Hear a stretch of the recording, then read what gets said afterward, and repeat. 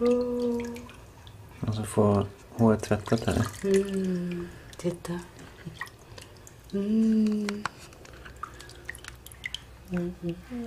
Så skönt. Andra hårtvätten tror jag det var. Sen vi kom hem från BB. Det första hårtvätten som mormor säger.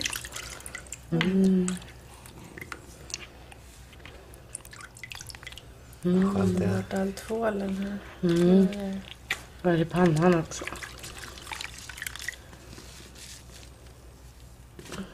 Hur gammal är du nu, Jonas? En vecka och en dag, va? Vecka 2 dagar tror jag. 2 dagar. Eller hur räknar man? Jag vet inte, jag tänkte torsdag 10 till maj torsdag. var det dag 1. Ja, Ja, måste få bort det. det. Ja. Jonas har precis börjat titta lite. Eller han tittar hela tiden, men nu börjar han fokusera med ögonen. Ja. Jonas har precis ätit. Ja, nej. Och de riktigt brakade i brallan också. Sånt man vill höra sen när man blir tonåring, att man verkligen riktigt brakar i brallan. Så. Någonting att säga till publiken, Jonas?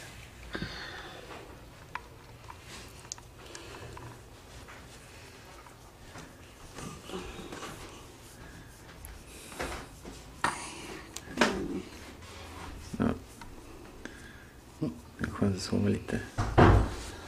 Du kan lägga honom på armen. Så.